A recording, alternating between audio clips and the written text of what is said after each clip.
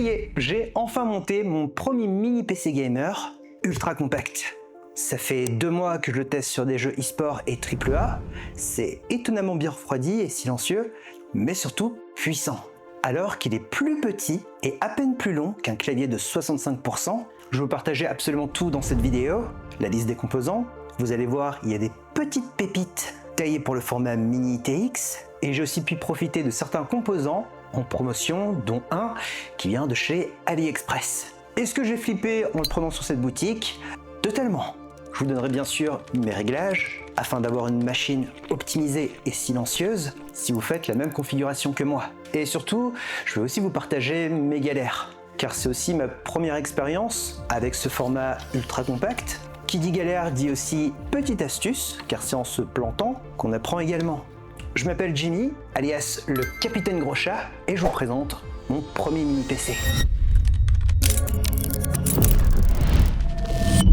Mais avant, j'ai une info qui devrait intéresser celles et ceux qui veulent faire des économies sur une carte graphique comme la GeForce RTX 5080. PNY, mon partenaire, qui m'accompagne maintenant depuis plusieurs années sur mes vidéos tech et créatives, lance des promos exclusives pendant les Tech Week d'Amazon. Ils mettent en promotion une version RGB overclockée d'usine, que j'utilise principalement pour faire du montage vidéo et des effets spéciaux, mais aussi du gaming, et une version sans éclairage pour ceux qui veulent privilégier la sobriété. Je pense qu'aujourd'hui tout le monde connaît la puissance de cette carte, et si c'est pas le cas, j'ai réalisé une vidéo de test complète à ce sujet sur la version RGB overclockée. Les prix seront révélés à partir de demain, donc si ça vous intéresse, je vous ai mis les liens dans la description.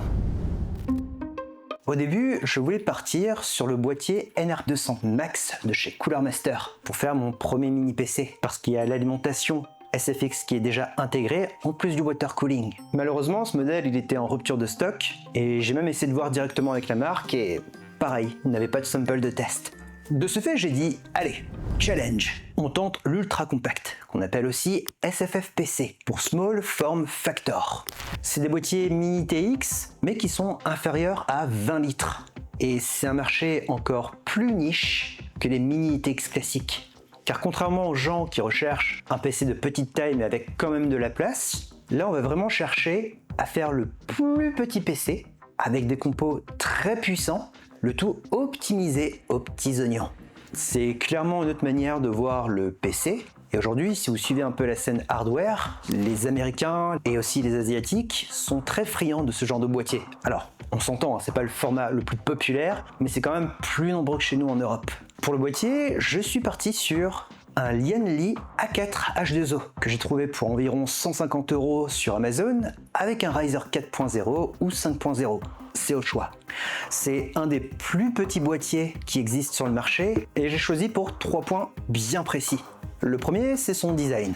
Il est intemporel, pas de ligne superflue et il s'intègre dans n'importe quel espace, que ce soit gaming, salon ou autre. Le deuxième point, c'est sa facilité de montage. Alors, je vais pas vous le cacher, j'ai un peu galéré. Surtout que je filmais en même temps sous différents angles pour vous concocter mon retour d'expérience. Mais dans sa catégorie de boîtier ultra compact, il est vraiment considéré comme l'un des plus simples. Déjà parce qu'il arrive assemblé, car il faut savoir que les boîtiers SFF les plus populaires arrivent à plat comme un meuble Ikea. Et surtout, on a une plaque pour y installer la carte mère et le GPU en mode sandwich. C'est d'ailleurs le nom qu'on donne pour ce type de montage un peu particulier. Et en parlant toujours de montage, il y a un autre point que j'ai apprécié, c'est le fait qu'on puisse détacher la structure pour y loger l'alimentation. Ce qui facilite, encore une fois entre guillemets, le montage et le cable management. En parlant de cable management, j'ai un petit conseil à vous donner. Sachez qu'il est possible d'acheter des câbles sur mesure pour votre alimentation. Croyez-moi, quand j'ai commencé à agencer les câbles et qu'on voit le peu de place qu'on a à l'intérieur, ça fait un petit peu flipper. Alors, heureusement, les câbles de mon alimentation SF850 de Corsair sont, on va dire, de taille moyenne. Donc j'ai quand même réussi à tout caler au final avec des Rilsan. Les Rilsan, très importants pour le coup. Un autre point qui peut vous aider si vous êtes un peu brouillon dans le cable management, c'est l'achat de 2 grilles pour les ventilateurs. Il y a le risque que les câbles touchent les pales des ventilateurs. Cependant, si vous vous organisez bien, vous n'aurez pas forcément besoin d'acheter des grilles. Moi, j'en ai pas installé, donc si moi j'ai réussi, vous devriez y arriver sans problème. Et le dernier point qui m'a fait choisir le Lianli A4 H2O, c'est la possibilité d'y fixer un water cooling AEO de 240 mm. J'ai acheté le Master Liquid 240 de chez Cooler Master, c'est environ 90 €. La pompe n'est pas trop grosse et n'empiète pas sur la rame. Cependant, j'ai quand même remplacé les ventilateurs d'origine par deux de chez Noctua. Ça m'a coûté 70 €. C'est ultra cher et sachez que ce n'est pas du tout obligatoire. Cependant, si vous voulez grappiller quelques degrés pour refroidir le PC et surtout si vous voulez favoriser le silence, je vous conseille ce combo de ventilateurs. Après, j'ai réussi à m'y retrouver niveau budget car je me suis rattrapé sur le processeur que j'ai acheté sur AliExpress. Alors, véridique, j'ai flippé, j'ai clairement cru que je m'étais fait scam en le voyant, mais au final, après installation, le processeur est bien reconnu par la carte mère et je n'ai pas rencontré de soucis après 2 mois. J'ai eu pour 330 € au lieu de 450 € et surtout, je n'ai pas eu de douane car c'est expédié directement depuis la France. Cependant, il faudra quand même faire attention à une chose et j'insiste bien sur ce point, mettez à jour le firmware de votre carte mère. Si vous prenez la même que moi, à savoir la ASRock B650i Wi-Fi, sinon il y a le risque que votre processeur prenne un coup de chaud. Une fois mis à jour, elle est considérée comme une véritable licorne. Je l'ai eu pour 170 €, ça peut paraître cher pour certains, mais aujourd'hui il n'y a pas mieux d'un point de vue rapport qualité-prix. Et elle s'en sort plutôt bien. On est bien servi niveau VRM, GPU G 2 SSD NVMe, et niveau port, j'ai largement ce qu'il faut. Avec bien entendu la prise en charge du Bluetooth, du Wi-Fi, etc. Sur cette carte mère, j'ai également installé mon ancien set de RAM, à savoir du 2x16 Go DDR5 en 6000 MHz par Accelerate, qui est d'ailleurs l'ancien nom de la filiale gaming de PNY, car maintenant, pour simplifier les choses, ils ont tout renommé en PNY. Et d'ailleurs, c'est le moment parfait pour introduire la pièce maîtresse de ce PC, qui est la carte graphique. C'est la première marque au monde à proposer des cartes graphiques avec un refroidissement custom pour les séries 50, destiné pour les petits boîtiers. La gamme se nomme Slim et j'ai eu la chance de tester la GeForce RTX 5080 Slim OC Edition.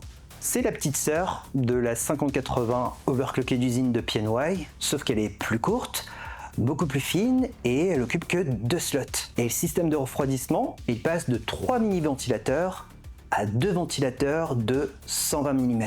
Mais c'est pas tout, le dissipateur et la plate ont aussi eu droit à une surface plus généreuse, c'est l'une des plus sobres qu'ils ont réalisées. Un autre point important, et là ça va parler physique, comme la carte graphique occupe que 2 slots, j'ai pu choisir 2 emplacements différents sur le boîtier. Au début, j'ai placé la 5080 Slim de chez PNY vers l'extérieur grâce à des entretoises qui sont fournies avec le boîtier, ce qui permet d'avoir plus de place entre la carte mère et le GPU. Mais quand j'ai posé le panneau sur la carte graphique, donc il y a vraiment peut-être 2 mm ou 3 mm d'espace, eh bien le PC est devenu plus bruyant. La raison est simple, et comme je vous l'ai dit, c'est physique. En fait, si vous soufflez ou si vous aspirez de façon constante, près d'une source perforée, eh bien le son va automatiquement s'amplifier.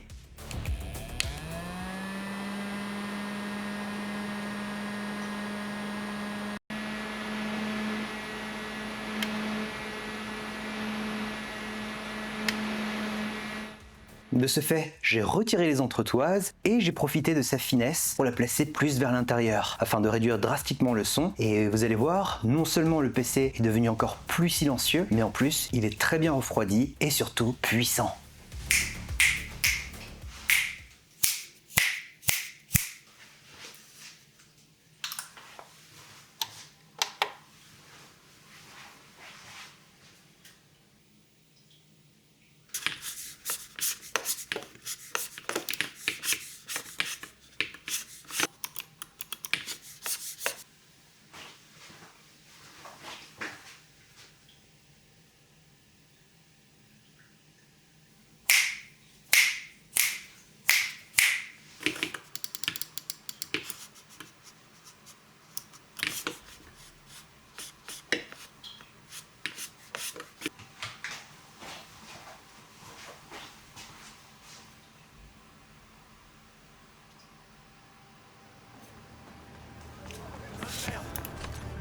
Le fait d'être sur un écran 1440p avec un nouveau processeur qui propose un gros cache plus la 5080, eh bien j'ai nettement plus de FPS que mon ancienne configuration.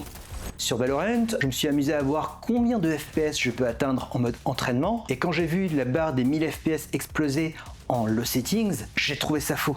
Sinon, en jeu, on est plus autour de 800 fps, ce qui reste toujours très généreux, et dans les grosses phases d'action, avec masse d'effets visuels, le PC est entre 400 et 600 fps, le temps de quelques secondes avant de remonter entre 700 et 800 fps. Sur Apex Legends, aux dernières nouvelles, les devs du jeu ont bloqué le nombre de FPS max à 300. Je ne sais pas si aujourd'hui il y a une nouvelle commande pour passer au-delà, cependant, avec le mini PC que j'ai, je les atteins sans problème, que ce soit en low ou ultra settings. Je me suis aussi amusé à tester la démo du dernier Capcom. Alors, on n'est pas sur la version finale du jeu, et avec tout à fond, plus le ray tracing, mais sans DLSS ou frame génération, j'ai atteint 130 fps. Et avec le DLSS réglé sur DLLA, donc la qualité max, on est sur du 153 fps, et avec la frame génération, on est à 205 fps. Sachant que pour ce jeu, la frame génération se porte super bien, car on ne ressent pas de latence. Et la raison est simple, c'est parce qu'en rasterisation, on a déjà un chiffre très généreux. Pour finir, j'ai testé sur Cyberpunk avec tout à fond, sans pass tracing, DLSS ou autre, et je suis à 86 fps, ce qui est excellent pour ce jeu gourmand. Toujours sans pass tracing, mais cette fois avec le DLSS réglé sur la qualité max, à savoir DLLA et le multiframe génération en x2 et x4, je suis plus autour de 220 fps. Et ce qui est top, c'est qu'on ressent à peine la latence. Si maintenant on active tout à fond, avec le pass tracing, DLSS et FrameGen, on a droit à des résultats étonnants. Et pour arriver à ce résultat, il faut bien entendu des compos de qualité. Mais surtout, appliquer une petite recette magique, qui est en réalité des réglages simples qu'on applique une fois qu'on a monté son PC. Une fois dans le BIOS, vous allez activer le mode Gaming. Pour faire très court et pour simplifier le discours, le processeur va s'organiser avec la carte mère pour délivrer plus de FPS en jeu. Le deuxième, et ça c'est clairement le cheat code le plus important pour les SFF PC, c'est l'undervolting du processeur. Qu'est-ce que ça veut dire ? Eh bien en fait on va dire au processeur de consommer moins d'énergie afin qu'il chauffe moins et qu'il reste stable, et en faisant ça, ça va lui permettre de délivrer autant de puissance qu'avant, de manière constante dans les jeux vidéo. Et pour faire ça, c'est ultra simple avec la ASRock. Vous allez choisir un des paramètres prédéfinis, et moi je vous conseille de prendre celui qui fait moins 20 mV avec une température max de 85 degrés. Et le troisième point aussi à ne surtout pas négliger, c'est la courbe des ventilateurs. Pour la RAM, alors là c'est un schéma très simple, je vous invite à activer le mode Expo pour profiter de la fréquence maximale de votre RAM, c'est l'équivalent du XMP si vous êtes chez Intel, et pour finir vous allez activer ce qu'on appelle le Resize Bar. Dans les grandes lignes, c'est une option qui permet au CPU d'accéder plus rapidement à la VRAM de votre carte graphique, ce qui va vous permettre d'obtenir plus de FPS en jeu. Concernant l'optimisation de Windows, là c'est un schéma classique. J'ai activé le mode jeu, j'ai privilégié les performances maximales sur l'alimentation, et j'ai également utilisé une application qui s'appelle WinEnse, qui permet de virer tous les bloatware inutiles de Windows 11. C'est pas obligatoire, moi je l'ai fait pour avoir un Windows le plus propre possible. Il y a aussi des options pour booster le CPU et le GPU, mais ça je vous déconseille fortement car ça va juste dérégler nos réglages qu'on a définis dans le BIOS. Donc si vous n'êtes pas un utilisateur avancé, à l'aise avec les modifications de Windows, je vous déconseille d'utiliser l'application WinEnse. Et le plus important, je vous invite à installer l'application Nvidia App afin de mettre à jour votre GeForce RTX 5080 Slim. Ça vous permettra de bénéficier de toutes les technos Nvidia, comme le dernier DLSS 4.5 ou encore le multiframe génération qui peut maintenant monter jusqu'à x6. Et avant de conclure la vidéo, je dois donner aussi une information très importante pour ceux qui souhaitent overclocker leur machine avec la même configuration que moi. Il faut bien prendre en compte que ce boîtier n'est pas pensé pour l'overclocking. Alors vous pouvez en faire un, mais de façon très légère, mais si vous souhaitez faire de l'overclocking de façon sérieuse, je vous conseille définitivement de passer par un water cooling custom. C'est un peu un défi, mais sachez qu'il y a des builders sur internet qui se tapent des challenges sur les SFF PC. Je ne sais pas si je tenterai un water cooling custom sur ce boîtier, car j'ai absolument zéro compétence dans ce domaine, mais si ça vous intéresse, je regarderai pour faire mon tout premier, en étant bien sûr épaulé par une personne. On arrive enfin à la fin de la vidéo, et au lieu de vous faire une conclusion classique, je vais vous poser une question. Que pensez-vous des PC ultra compacts, de manière générale ? Est-ce que selon vous c'est trop de contraintes pour rien ? Est-ce que c'est quelque chose qui vous tente? Moi j'avoue, en ayant fait cette configuration, avec tous les composants installés et calibrés au centimètre près, et que j'ai vu ce qu'il est capable de balancer alors qu'il est tout petit, je me suis dit, c'est fou à quel point on peut miniaturiser un PC aujourd'hui, sans pour autant sacrifier les performances de manière drastique. Pour moi, les PC mini ITX mériteraient plus d'exploration, que ce soit dans l'agencement des compos ou l'apparence. Car il y a vraiment, je pense, de quoi faire pour personnaliser son setup. J'espère que cette vidéo vous aura plu. Si vous avez des questions comme d'habitude, n'hésitez pas à me le faire savoir en commentaire, j'y répondrai. Et encore un énorme merci à mon partenaire de cœur, PNY, pour le financement de cette vidéo et cette GeForce RTX 5080. Et le plus important, un énorme merci à vous pour votre présence et votre fidélité. Sur ce, je vous dis à très bientôt, portez-vous bien, c'était le Captain Gros Chat. Bisous!